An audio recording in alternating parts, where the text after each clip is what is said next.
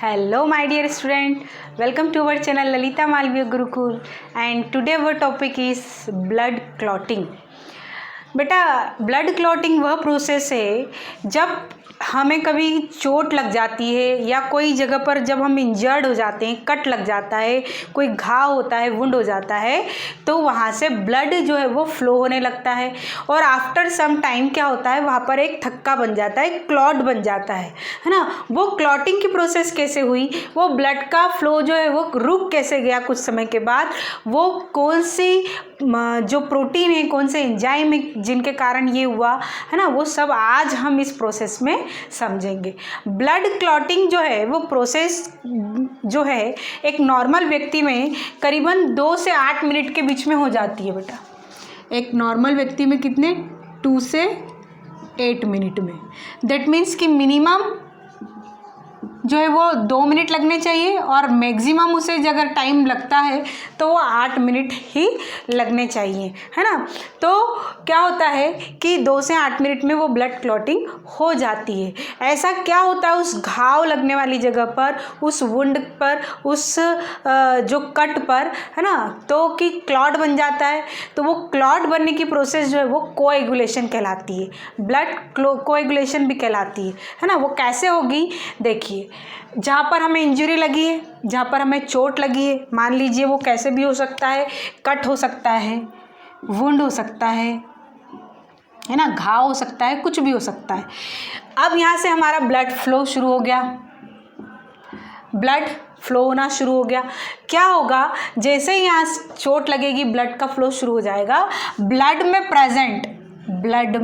Present जो thrombokinase या thromboplastin नाम के जो प्रोटीन है, थ्रोम्बोकाइनेज या थ्रोम्बोप्लास्टिन दोनों एक ही नाम है ना। ये जो प्रोटीन है ये क्या होगा, बेसिकली प्रोथ्रोम्बोकाइनेज, इनका सिक्रीशन जो है वो या इसका फॉर्मेशन जो है वो स्टार्ट कर देंगे। फॉर्मेशन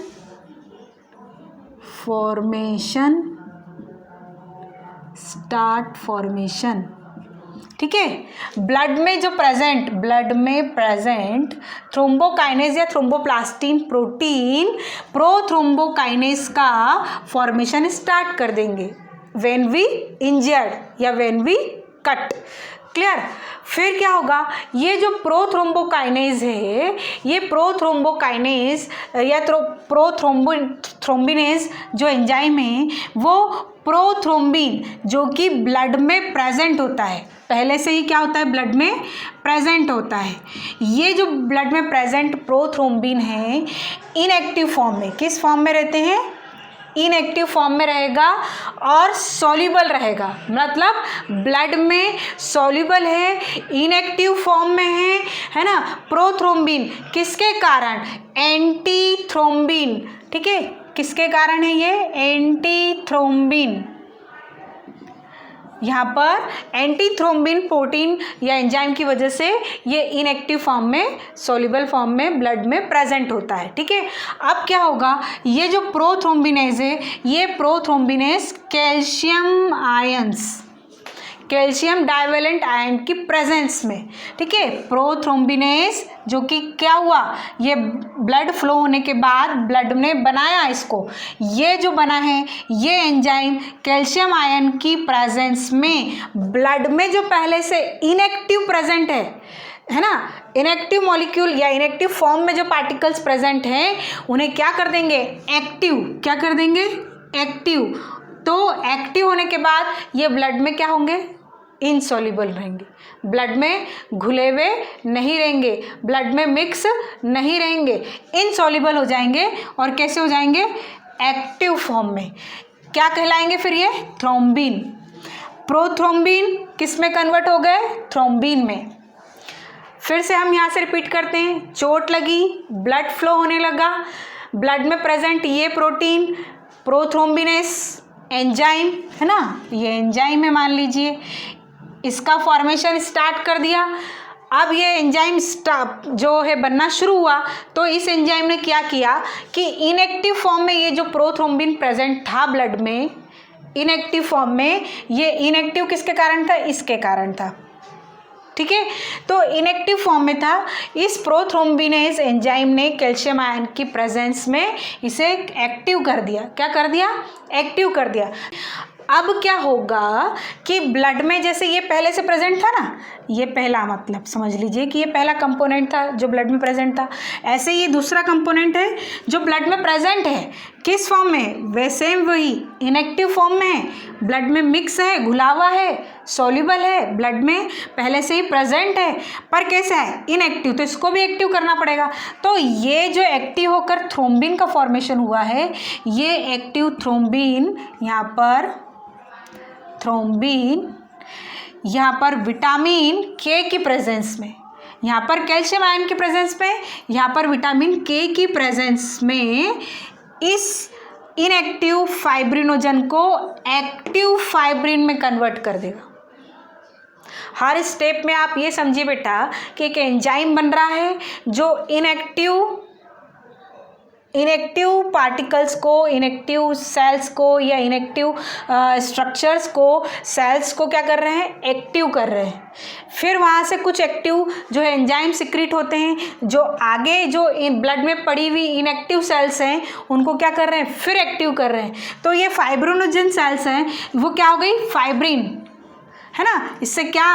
एक्टिव इनसॉल्युबल ब्लड में एक्टिव फाइब्रिन में कन्वर्ट हुआ।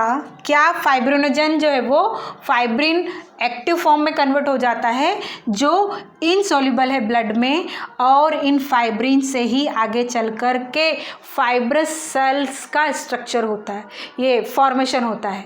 क्या होता है? फाइब्रस सेल्स का फॉर्मेशन होता है, या यूँ कह ले कि फाइबर थ्रेड लाइक स्ट्रक्चर, ठीक है, थ्रेड लाइक स्ट्रक्चर्स का फॉर्मेशन होता है। और ये थ्रेड लाइक स्ट्रक्चर ही जाकर आपस में इस तरह से एक नेट लाइक स्ट्रक्चर बनाते हैं, है ना। जैसे आप वो चटाई वगैरह में देखते होंगे कि किस तरह से धागे एक के अंदर एक बुने हुए होते हैं, इस तरह से जाकर के ये फाइबर्स, ये थ्रेड लाइक स्ट्रक्चर्स जाकर एक जाल, एक नेट का फॉर्मेशन करते हैं, जो क्या करते हैं? Which enmeshes platelets blood cells plasma to form clot. और इनको जो ब्लड सेल्स हैं, प्लेटलेट्स हैं, प्लाज्मा, इनको रोक करके क्या बना लेते हैं? क्लॉट बना लेते हैं। इस प्रोसेस को कोएगुलेशन कहते हैं, ठीक है। ब्लड क्लॉटिंग बना लेते हैं। यहाँ पर क्या बना लेते हैं? ब्लड क्लॉटिंग, थक्का बना लेते हैं। क्लियर? तो इस तरह से ये जो ब्लड में पहले से प्रेजेंट इनएक्टिव सेल्स थी, इनको एक्टिव किया गया इन एंजाइम सिक्रीशंस के द्वारा, और फिर अल्टीमेटली फाइबर्स फॉर्म हुए जिन्होंने उस घाव पर, उस इंजरी पर उस जाकर के क्या बना लिया? क्लॉट बना लिया, ठीक है। एक और चीज़ आप यहाँ ध्यान रखिएगा कि ये जो फाइब्रिनोजन, आपको मैंने इसके इनएक्टिव होने का कारण तो बता दिया कि एंटी थ्रोम्बिन ब्लड में होता है, जिसके कारण से ये इनएक्टिव होता है जब तक ये एंजाइम आकर के इसे एक्टिव ना करे। लेकिन इसके इनएक्टिव का कारण नहीं बताया। इसके इनएक्टिव का कारण है हिपेरिन। हिपेरिन प्रोटीन जो ब्लड में प्रेजेंट होता है, उसकी वजह से ये इनएक्टिव फॉर्म में रहता है। फाइब्रिनोजन ब्लड में पहले से ही प्रेजेंट है पर इनएक्टिव फॉर्म में। जब ये थ्रोम्बिन एंजाइम जो है वो आकर के विटामिन के की प्रेजेंस में जब इसे एक्टिव करेगा, तब ये एक्टिव होंगे। और जब ये एक्टिव होंगे फाइब्रिन्स, तब क्या करेंगे? फाइबर्स का फॉर्मेशन करेंगे, और यही फाइबर्स आगे चल कर के ब्लड क्लॉटिंग करते हैं। इस तरह से आज हमने ब्लड क्लॉटिंग की प्रोसेस पढ़ी। I hope you understand very well. आपको समझ में आया है तो बेटा इसे ज़रूर लाइक करें। Thank you.